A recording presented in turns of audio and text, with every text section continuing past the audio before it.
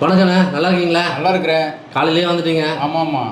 இன்றைக்கி என்ன சப்ஜெக்ட், என்னென்ன விஷயம் பண்ண போகிறோம்? அதுக்கு முன்னாடி ஒரு முக்கியமான விஷயம், இந்த சென்னை ட்ரஸ்ட் ஆஃப் அப்படி ஆரம்பிச்சுக்கிறீங்க ஒன்று. Trust of Chennai. ஆமாம், அது வித்தியாசமான ஒரு இதாக இருக்குது. வாழ்த்துக்கள் உங்களுக்கு முதல்ல.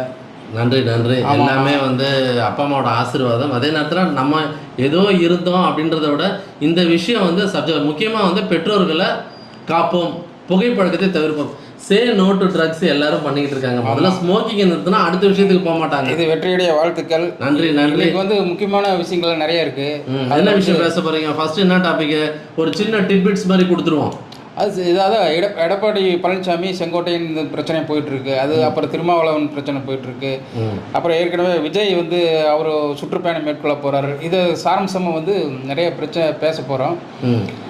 இது இந்த காணொலியில் வந்து விரிவாக பேசுகிறத பற்றி நம்ம பேசலாம். பட் அதே மாதிரி நீங்கள் இப்போ சப்ஜெக்ட் பேசும்போது அன்றைக்கி நான் சில விஷயங்கள் சொல்லியிருந்தோம். இப்போ வந்து நடுநிலையான செய்தியாளர்கள் மத்தியில் வந்து ஒரு வரவேற்பை பெற்றிருக்கு. நம்ம யார் மனசையும் காயப்படுத்தாமல் இருக்கிற விஷயத்தை இருக்கிறபடி சொல்கிறதுக்கு நல்லபடியான பாராட்டுகள். அதாவது மூத்த பத்திரிகையாளர்களும் பாராட்டுறாங்க, அனைத்து கட்சிக்காரர்களும் வந்து இது வந்து உங்கள் ஸ்டைல் வந்து ரொம்ப நல்லா இருக்குன்றாங்க. அதற்கு வந்து நேயர்களுக்கும் வந்து முக்கியமாக சப்போர்ட் பண்ணுறாங்க, அவங்க தான். அவங்களுக்கு நன்றி தெரிவிச்சுக்கிறோம்.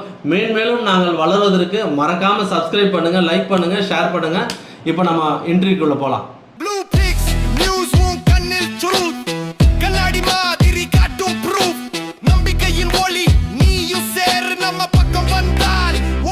ப்ளூபிக்ஸ் நேயர்கள் அனைவருக்கும் நெஞ்சார்ந்த வணக்கம். இன்றைக்கி நம்முடைய அரசியல் பார்வையில் பல முக்கியமான விஷயம் எப்பவும் போல் அலச போகிறோம். அதற்காக நம்முடைய நண்பரும் மூத்த பத்திரிகையாளருமான நாச்சி செல்வராஜ் அவர்கள் இணைந்திருக்கிறாரு. வணக்கம். வணக்கம். நல்லா இருக்கீங்களா? நல்லா இருக்கேன். இன்றைக்கி வந்து ஹாட் டாபிக்னு சொல்கிறத விட ஒரு டாபிக் நம்ம வழக்கம் போல் எடுத்து வைக்கும்போது ஈவினிங்குள்ளே அப்டேட் மாறிடுது. ஆனால் இருந்தாலும் இப்போ செங்கோட்டையன் மேட்ரு வந்து ட்ரெண்டிங் நியூஸில் இருக்குது. செங்கோட்டையன் ஏடிஎம்கே அவரை வந்து விலக்கி வச்சுட்டாங்க. அவரும் டெல்லி போகிறேன்றாரு, அதுக்கப்புறம் ராமரை பார்க்க போகிறேன்றாரு. என்னதான் நடக்குது?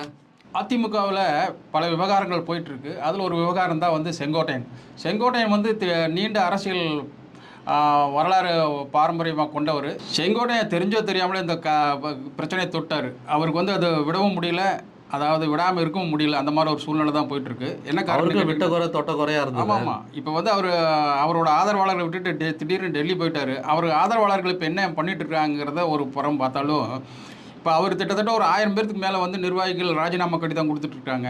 அங்கே வந்து அவருக்கு ரீப்ளேஸ்மெண்ட்டாக வந்து ஏகே செல்வராஜ் முன்னாள் அமைச்சர் அவர் தான் போட்டிருக்காங்க. இப்போ அவரை பார்க்குறதுக்காக வந்து யாரெல்லாம் வந்து அதிமுகவில் ராஜினாமா செஞ்சாங்களோ அவரை பார்க்குறதுக்காக போய் மனு கொடுத்து நாங்கள் மீண்டும் கட்சியில் சேர்த்துக்கிறோம் அப்படிங்கிற ஒரு சூழ்நிலை போயிட்டுருக்கு. ரெண்டாவது, கிட்டத்தட்ட அவங்க வந்து 30 ஆண்டு காலம் வந்து அதிமுகவிலே இருந்தவங்க, ரெட்டையிலை பார்த்தவங்க. அவங்க அதுக்கு தவிர அவங்களுக்கு என்ன தெரியும்? அதனால் வந்து எங்களை கட்சியில் சேர்த்துக்குங்க அப்படின்னு சொல்லிட்டு ஏகே செல்வராஜ் கிட்ட போய் மனு கொடுத்துட்ருக்காங்க. இது உண்மை. இவர் வந்து டெல்லி போய்க்கிறார். டெல்லி போயிட்டு வந்து கிட்டத்தட்ட அமித்ஷா வீட்டுக்கு போனார், அவரை பார்த்தாரு, நிர்மலா சீதாராமனை பார்த்தாரு அப்படிங்கிற மாதிரிலாம் செய்திகள் வந்துட்டுருக்கு. அது உண்மைத்தன்மை என்னங்கிறது வந்து இதுனா வரைக்கும் தெரியல. ஏன்னா அப்படி ஒரு பார்வை பார்த்தாருன்னா எடப்பாடி பழனிசாமி இங்கே ஒத்துக்குவாரா? ஏன்னா ஏற்கனவே வந்து எடப்பாடி பழனிசாமி தான் இங்கே வந்து முதல்வர் வேட்பாளர்னு சொல்லிட்டு அமித்ஷா அறிவிச்சுக்கிறார். இந்த சூழ்நிலையில் அவர் எப்படி அதை பண்ணுவார் அப்படிங்கிற மாதிரி ஒரு கேள்விக்குறி எழுது. அதை வந்து அவர் ஒத்துக்க மாட்டார் அப்படிங்கிறதா. ஆனால் இவர் வந்து ஒரு பிரபகாண்டம் பண்ணிகிட்டு இருக்காங்க. ஹரித்வார் போய் அவர் சாமி கும்பிட்றவர், ராமரை வேண்டிக்கு போகிற அப்படிங்கிறவர் ஒரு, அதாவது திராவிட ஒரு கட்சியில் இருந்துட்டு கோயிலுக்கு போகிறேன்னு சொல்லிட்டு போகிறார். அது அங்கேயே வந்து அந்த திராவிடம் அழிஞ்சு போயிடுது. இல்லை, அவரை வந்து விளையாட்டில் சேர்த்துப்பாங்களா, சேர்த்துக்க மாட்டாங்களா? கேமில் அவரை கொண்டாடுவாரா? அவரோட அஜெண்டா வந்து சசிகலா கொண்டாடணும், எல்லாரும் ஒன்றிணைன்னு சொல்கிறாங்க. இதற்கு எடப்பாடி ஒத்துக்குவாரா? இதுக்கு வந்து நெவர் அப்படிங்கிறது தான் நமக்கு பதிலாக இருக்குது. நெவர் அண்ட் எவர் அப்படிங்கிறது தான் பதிலாக இருக்குது. ஏன்னு கேட்டிங்கன்னா, எடப்பாடி வந்து ஒரு மிகச்சிறந்த ஒரு ஆளுமைங்கிறத விட அது அதிகமாக இருக்குது. ஆளுமை மிக்க தலைவராக உருவாயிட்டார். ஆமாம், தன்னை வந்து தலைவர் அப்படிங்கிறதுக்கு டிசிஷன் எடுக்கிறது தான். ஒரு தலைவர் வந்து ஒரு முக்கியமான கட்டத்தில், ஒரு முடியாத கட்டத்தில், ஒரு சந்தர்ப்ப சூழ்நிலை அமைஞ்ச கட்டத்தில் வந்து ஒரு டக்குன்னு முடிவு எடுக்கிறாங்கன்னாவே அவர் தலைவர் அப்படிங்கிற ஒரு அந்தஸ்துக்கு போயிடுறாரு. அதான் வகையில் வந்து இவர் வந்து 10 நாள் கெடு கொடுத்தாரு. ஒரு மாவட்ட செயலாளர் வந்து மாநில பொதுச் செயலாளருக்கு கெடு கொடுக்கறது வந்து அரசியலாருங்க யாருமே ஏற்றுக்க மாட்டாங்க. அதன் அடிப்படையில் வந்து இப்போ அது வந்து இவருக்கு எதிராக அமைஞ்சிருச்சு செங்கோட்டையனுக்கு. அதன் அடிப்படையில் வந்து இப்போ செங்கோட்டையனுக்கு வந்து எந்த வேணாலும் முடிவு எடுக்கலாம். இப்போ வந்து கட்சி பதவி மட்டும்தான் அவருக்கு இல்லை, கட்சியிலிருந்து மட்டும்தான் தூக்கலை, மற்ற பதவியெல்லாம் வாங்கிட்டார். இப்போ வந்து அவர் செல்லாக்காசு தான், செங்கோட்டையை வந்து செல்லாக்காசு ஆகிட்டார். மீண்டும் வந்து அவர் வந்து எழுவாரா அப்படிங்கிற வந்து மிகப்பெரிய கேள்விக்குறி தான். அவரோட அரசியல் வாழ்க்கை, செங்கோட்டையோட அரசியல் வாழ்க்கை அஸ்தமனம் ஆயிடுச்சு அப்படின்னு தான் முடிஞ்சிருச்சு, போட்டாச்சு. எண்டு கார்டு போட்டாச்சு. இது எல்லாத்துக்கும் முக்கியமான காரணம் வந்து அண்ணாமலை தான். அதாவது அதிமுகவில் எடப்பாடி பழனிசாமி தான் முதல்வர் வேட்பாளர்னு அமித்ஷா அறிவிச்சிட்டாரு. இருந்தாலும் தனக்கு வந்து அவருக்கு வந்து விருப்பம் இல்லை எடப்பாடி வர்றதுக்கு. ஸோ அவர் தோற்பதற்கான வேலைகளை எல்லாமே ஒரு அஜெண்டா வச்சுக்கிட்டு அவர் வேலை செய்கிறதா சொல்லப்படுகிறது. அதாவது இது நிறைய காணொலி ஏற்கனவே குறிப்பிட்டிருந்தீங்க. ஆமாம், இது நிறைய காணொலிகளில் நிறைய யூடியூபர்ஸ் எல்லாம் நிறையா பேசிக்கிறாங்க. இது வந்து நம்ம புதுசாக ஒன்றும் சொல்ல தேவையில்லை. இதில் என்னென்னு கேட்டிங்கன்னா, அண்ணாமலை நயினார் நாகேந்திரன் 2 பேரும் கேம் ஆடுறாங்க. இவர் வந்து நயினார் நாகர் வந்து சாஃப்ட் கார்னரில் கேம் ஆடுவார், அண்ணாமலை வந்து அஃபென்ஸில் ஆடுவார். இதுதான் அவங்களோட இவங்களெல்லாம் முட்டாளாக்குறது இவங்களோட வேலை. இது வந்து கூட்டணி கட்சிகளை வந்து முட்டாளாக்குறது. நயினார் நாகேந்திரன் டிராவிட் மாதிரி, இவர் ஷேவாக் மாதிரி. அது என்ன காரணம்னு கேட்டிங்கன்னா, இங்கே அடித்தா அங்கே போய் வருவாங்க நீங்கள். ஆனால் வந்து இவங்களை விட்டு எங்கேயுமே போகக்கூடாது அப்படிங்கிறது இவங்களோட அஜெண்டா. பிஜேபியோட அஜெண்டா வந்து அதுதான். அதனால் இவங்களை விட்டு எங்கேயுமே போக மாட்டாங்க. 2026 சட்டமன்ற தேர்தலில் இது எல்லா கட்சிகளும் இவங்க கூட தான் இருப்பாங்க. ஆனால் அதுக்கு முன்னாடி பார்த்திங்கன்னா, எங்கே பார்த்தாலும் எடப்பாடி எடப்பாடி எடப்பாடி அப்படிங்கிற உச்சரிப்பு வந்து போயிட்டு தான் இருக்குது. இப்போ அரசியல் அரங்கில், தமிழ்நாட்டு அரசியல் அரங்கில் எடப்பாடி தான் பேச ஆரம்பிக்கிறாங்க. எல்லாருமே எடப்பாடி எடப்பாடி தான் பேசிட்டு இருக்காங்க. அதுக்கு காரணம் என்ன? இதெல்லாம் இந்த சித்து விளையாட்டுகள் தான். அப்போ வந்து மக்கள் பொருளாக இருக்காரு. ஆமாம், பேசும் பொருளாக இருக்குங்க. அப்போ வந்து மக்கள் எல்லா பக்கமும் வந்து பார்க்குற போது எடப்பாடி அப்படிங்கிற மாதிரி தான் எல்லோரும் பார்ப்பாங்க. மற்றதெல்லாம் மறைஞ்சு போயிடும் அப்படிங்கிறது அவங்களோட இது. இந்த சித்து விளையாட்டில் வந்து என்னென்னு கேட்டிங்கன்னா, கடைசியில் கோல் போட்டு ஜெயிக்க வைக்கணும் ஏடிஎம்கேவை அப்படிங்கிறதா பிஜேபியோட அஜெண்டா. அந்த வகையில் தான் போயிட்டுருக்கு. இதில் யாரும் ஒன்றும் செய்ய முடியாது. இதுக்கு பின்னாடி திமுக தன்னோட அரசியல் இன்னும் ஆரம்பிக்கவே இல்லை. அவங்க இதுக்கு பதிலடி கொடுப்பாங்க. அது பொறுமையாக தான் போயிட்டுருக்கு. இப்போ வந்து எடப்பாடி அவர்கள் வந்து தன்னுடைய பரப்புரையில் வரும் எலெக்ஷனுக்கு அப்புறம், அதாவது 2026 சட்டமன்ற தேர்தலுக்கு அப்புறம் திமுக இருக்காது, வெண்டிலேட்டர் வச்சுருக்கிறாங்க, வெண்டிலேட்டரை எடுத்து விட்டால் திமுக காலி அப்படின்ற ஸ்டேஜில் பேசியிருக்கிறாரு. அதாவது எடப்பாடி பழனிசாமி அவர்கள் மக்களை தேடி முதலாக நான் முதல்வர் வேட்பாளர் என்ற அடிப்படையில் முதல்ல வந்து எல்லா மாவட்டத்துக்கும் போகிறாரு, மக்களை நேரடியாக சந்திக்கிறாரு. அப்படி போகிற போது முதல் எடுத்துமே அப்படி பேசுகிறது வந்து அவருக்கே ஒரு வெக்கமாக இருக்குதுன்னு நினைக்கிறேன். ஏன்னு கேட்டிங்கன்னா, மூதறிஞர் ராஜாஜியிலிருந்து, காமராஜர்லேருந்து, எம்ஜிஆர்லேருந்து, ஜெயலலிதாவிலேருந்து எல்லாருமே வந்து திமுக ஒழிச்சிருவோம்னு சொன்னாங்க. ஆனால் திமுக இன்னைக்கு வரைக்கும் இருந்துகிட்டு தான் இருக்குது. திமுக அப்படியே தான் இருக்குது. ஆனால் அவங்கள தான் காணோம் அப்படிங்கிறது தான். இன்றைக்கி வந்து இந்த விஷயத்தில் பார்த்திங்கன்னா, எடப்பாடி பழனிசாமி அவர்கள் எல்கேஜி தான். ஏன்னா திமுக வந்து பிஹெச்டி. இந்த விஷயத்தில் அவங்களெல்லாம் அசைக்க முடியாது, ஒன்றும் செய்ய முடியாது. அவர் பாணியில் சொல்ல அசைக்கவோ ஆட்டவோ முடியாது அப்படிங்கிறதா திமுக. ஆமாம், திமுக சும்மா பேசுவாக்கில் பேச்சுக்கலாம். அது வந்து தொண்டர்களை குஷிப்படுத்தலாம், தன்னை இது மறைக்கிறதுக்காக பேசலாம். கான்ட்ரவர்சியாக சில விஷயங்களெல்லாம் பேசிகிட்டு இருக்கார் எடப்பாடி பழனிசாமி. அதை மறைக்கிறதுக்காக சில விஷயங்கள் பேசலாம். அவருக்கு வந்து எழுதி கொடுக்கறது, போகிறது வர்றதெல்லாம் அவருக்கே இடையில எதிராக அமைஞ்சிருது. அதனால் அவர் பார்த்து பேசணும்.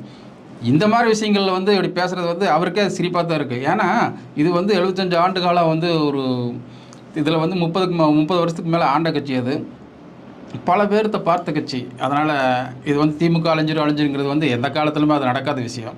திமுக உயர்ந்து தான் நிற்கு, அதை வந்து அழிக்க முடியாது. நீ வேணால் எதிர்த்து நிற்கிறது நீங்கள் பெருமை கொள்ளலாம், ஆனால் வந்து அதை அழிக்கவோ ஆக்கவோ முடியாது அப்படிங்கிறது தான் யதார்த்தமான கால நிலவரம். இன்னொரு முக்கியமான விஷயம், அதாவது விஜய் வந்து எங்களுக்கும் திமுகவுக்கு தான் போட்டின்னு சொல்லிட்டு அது ஒரு விஷயமா போயிட்டு இருந்தது. அது யாரும் கண்டுக்கல, அது ஒரு விஷயம். ஆனால் எடப்பாடி பழனிசாமி அவர்கள் வந்து பிடிஐக்கு பிரத்யேகமாக கொடுத்த பேட்டியில் திமுகவுக்கும் அதிமுகவுக்கான போட்டி தான், களமாக தான் இருக்கும் அப்படின்னு ஆணித்தரமாக அடித்து சொல்லியிருக்கிறாரு. இதை எப்படி பார்க்குறீங்க? அதாவது இந்த விஷயத்தில் வந்து அண்ணாமலை வந்து விஜய்க்கு வந்து நிறையா கிளாஸ் எடுக்கிறாருன்னு தான் நான் பார்க்குறேன். ஏன்னா என்ன காரணம் கேட்டிங்கன்னா, இப்போ அண்ணாமலை அவரோட பேட்டி கவனித்து பார்த்திங்கன்னா, அண்ணாமலை வந்து விஜய் வந்து ஒரு கூட்டத்தில் அனுப்பார்.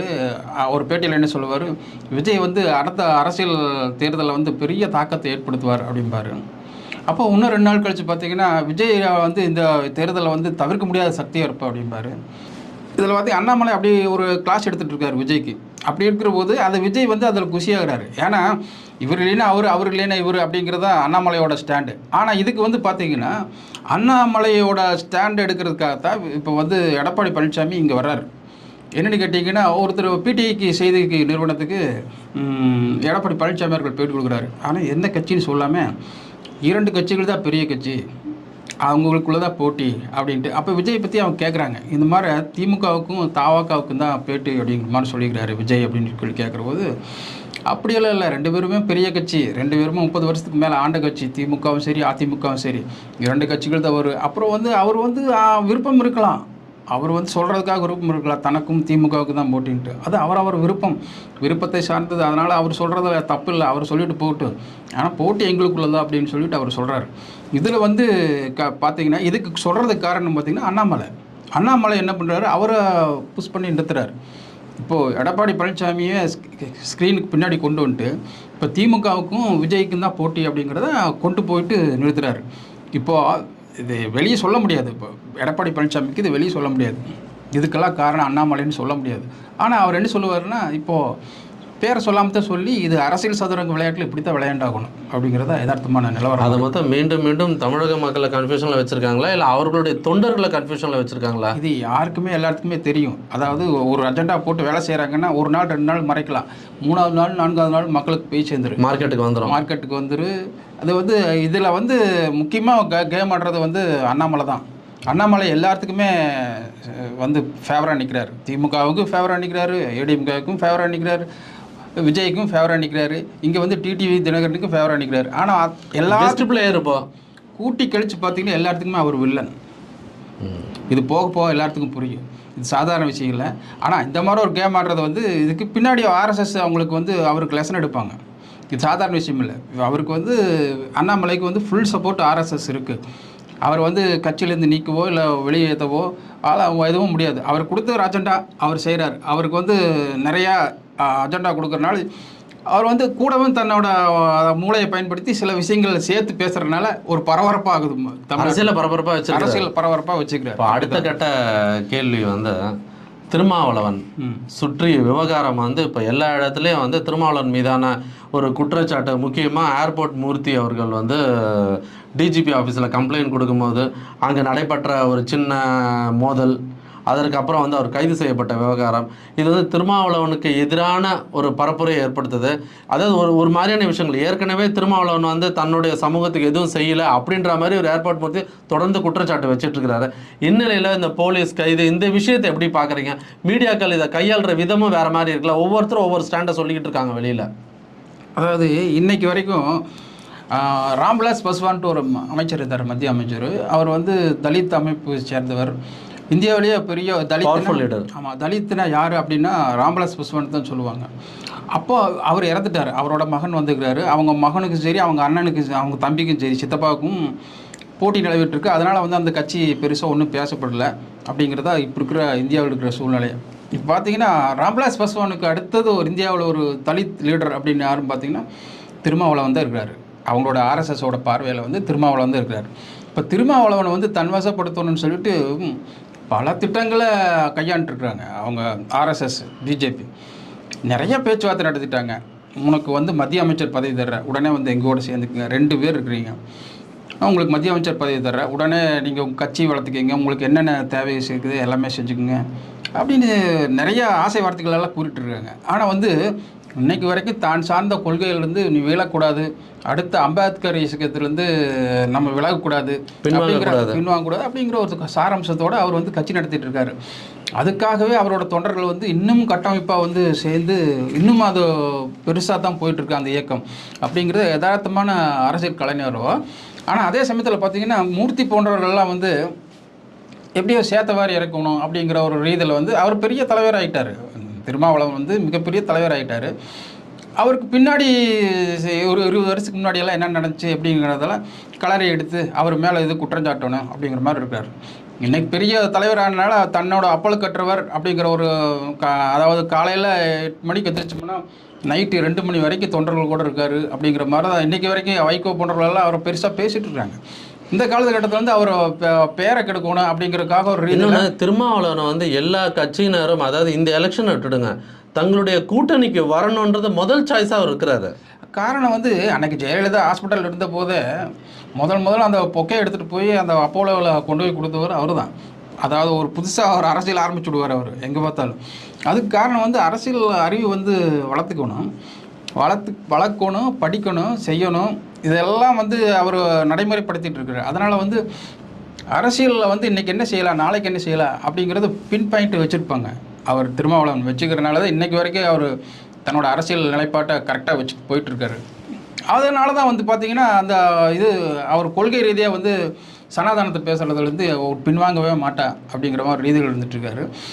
அதனால் வந்து இப்போது மூர்த்தி போன்றவர்களெல்லாம் இன்றைக்கும் வந்து அவர் பேரை சொல்லி அசிங்கப்படுத்தி இது பண்ணுறது அப்படி தான் நம்மளோட பார்வையாக இருக்குது. மற்றபடி வேறு இதுவும் இல்லை நம்ம. ஓகே, இறுதியாக கேள்வி. விஜய் வந்து தேர்தல் பிரச்சாரம் ஆரம்பிக்க போகிறாரு பரப்புரையை. அதாவது வந்து ஏற்கனவே சொல்லிகிட்டு இருக்கோம், நம்மளும் விமர்சனம் வைத்திருக்கோம், எல்லாருமே சொல்கிறது வெளியில் வர மாட்டேங்கிறாரு, பங்களா அரசியல், ஒர்க் ஃப்ரம் ஹோம் கல்ச்சர், யாராக இருந்தாலும் வீட்டில். ஆனால் முதல் தடவையாக அவர் திருச்சிக்கு வராரு. ஆனால் அனுமதி வந்து மறுக்கப்பட்டுள்ளது. இதனைத் தொடர்ந்து அவர் டிஜிபியை பார்க்க போகிறதா சொல்லியிருக்காங்க. ஸோ நம்ம வீடியோ பதிவு போடுறதுக்கு முன்னாடி எத்தனையோ விஷயங்கள் மாறலாம், நடக்கலாம். ஸோ அவருடைய பரப்புரை எப்படி பார்க்குறீங்க? ஆனால் முதல் முறையாக விஜய் வரும்போது ஆனால் சொன்ன மாதிரி யார் சொன்னாலும் சொல்லாவிட்டாலும் கிண்டல் செய்தாலும் கிண்டல் பண்ணாவிட்டாலும் கூட்டத்தை கண்ட்ரோல் பண்ண முடியாது. ஏன்னா அது ஓட்டாக மாறுமா மாறாதான்றது அது ரெண்டாவது விஷயம். ஏன்னா வடிவேலுக்கு கூடிய கூட்டம் வந்து யாருமே எதிர்பார்க்காதது. இப்போ பாண்டிச்சேரியில் வந்து நாசர் அவர்கள் வராருனா கூட ஒரு திரைப்பட நடிகருக்கான கூட்டம் வந்து எப்போவுமே இருக்குது, ரசிகர் கூட்டம். ஸோ விஜய் இங்கே வரும்போது போலீஸாருக்கும் வந்து பாதுகாப்பு கொடுக்கறதுலேயும் பல விஷயங்கள் இருக்குது, அரசியல் ரீதியான எதிர்ப்புகளுக்கும் விஜய்க்கு வரும். இதெல்லாம் எப்படி சமாளித்து அவருடைய தேர்தல் பரப்புரையை வெற்றியாக்குவார்னு பார்க்குறீங்க?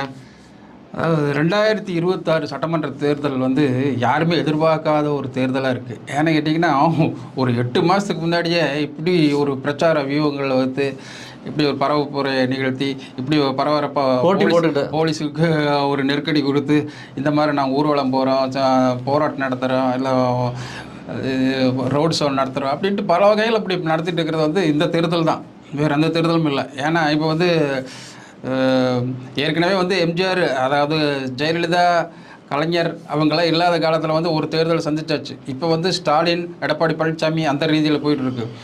இப்போ வந்து 6 மாதத்துக்கு முன்னாடி இந்த வந்து தேர்தல் களைகட்டிங்கிறது வந்து இது திடீர்னு பெருசாக தான் பார்க்கப்படுது, விசேஷமாக இது என்ன இது அப்படிங்கிற மாதிரி இருக்குது. எல்லாத்துக்குமே இந்த மாதிரி எதுவுமே பார்த்து இல்லையா, இந்த மாதிரி புதுசாக இருக்குது தேர்தல் அப்படிங்கிற மாதிரி இருக்குது.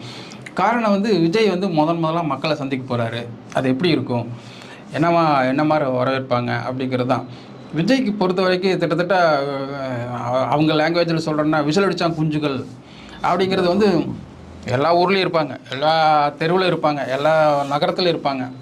அது வந்து மறக்க முடியாத உண்மை. கிட்டத்தட்ட வந்து ஒரு ஃபுல் ஸ்டாட்டிஸ்டிக்கலாக பார்த்தீங்கன்னா ஒரு 2 லட்சம் பேர் வந்து சினிமா பார்க்குறத குரூப் எடுத்திங்கன்னா எந்த படம் போட்டாலும் போய் அந்த 2 லட்சம் பேர் பார்த்துருவோம், நல்லதாக கெட்டதாக பார்ப்பாங்க. இல்லை, இப்போ விஜய் அந்த ஊருக்கு வராருன்னு இப்போ டேட் அனௌன்ஸ்மெண்ட் பண்ணிடுச்சுன்னா கண்டிப்பாக அன்றைக்கி பசங்க ஸ்கூல் லீவ் போட்டுருவாங்க, அவங்க பேரண்ட்ஸோடு வந்துடுவாங்க.